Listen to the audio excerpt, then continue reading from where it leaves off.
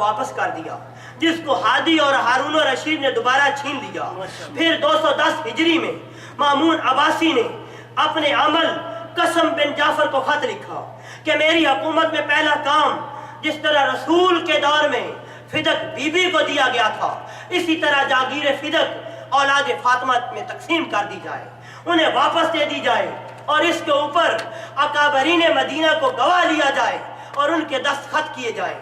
میں آج یہ سوال کرتا ہوں کہ اگر فدق اپنی تاریخی حیثیت نہیں رکھتا تھا، اپنی حقیقت نہیں رکھتا تھا، تو یہ 4 یا 5 حکومتوں نے اولاد فاطمہ کو واپس کیوں کیا؟ اور اگر یہ واپس کرتی ہیں تو حضرت ابو بکر نے چھینا کیوں؟ اگر شریعت محمدی کی بات کرتے ہو تو شریعت محمدی یہ ہے کہ سوائے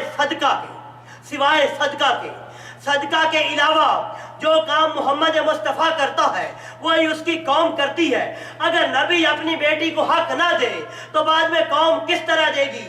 جب یا تاریخ کا طالب علم تاریخ کی تھا گہرائی میں جھانک کے دیکھتا ہے تو چہرے بالکل سامنے نظر آتے ہیں، اور پھر بعد میں یہ کردار بھی نظر آتے ہیں کہ کوئی روتا ہوا جاتا ہے کہ کاش میری ماں نے مجھے جنانا ہوتا۔ یہ عظمت سیدۃ النساء العالمین ہے۔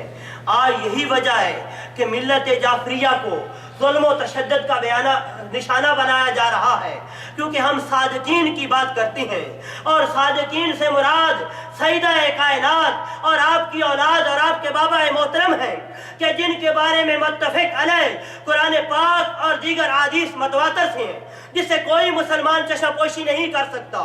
لیکن اس کے دیکھنے کے باوجود انسان پریشان ہوتا ہے کہ وہ جو نبی کا کلمہ پڑھنے والے، وہ جن کے بارے میں سورہ منافقون اتری، وہ جو نبی کے ساتھ بیعت رضوان میں اور بیعت عقبہ میں تھے، کس طرح نبی کے فرمان کو پس پشت ڈال دیا۔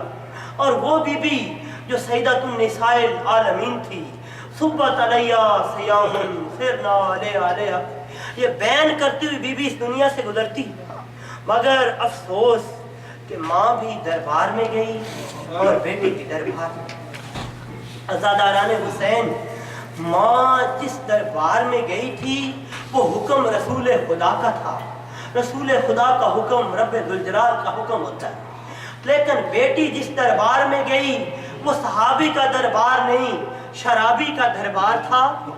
بھائی مارے گئے تھے، 64 مستور ساتھ تھی، اور ہاتھ میں کُلّا اسألکم علیہ اجرا الا المودۃ فی القربیٰ کے زیور پہنے ہوئے جب بی بی گئی نا دربار کوفہ میں، دنیا کا بے غیرت آدمی بیٹھا ہوا تھا، اس نے جب دیکھا امام زین العابدین کو، وہ کہتا ہے میں نے رسول کی نسل ختم کرنی ہے۔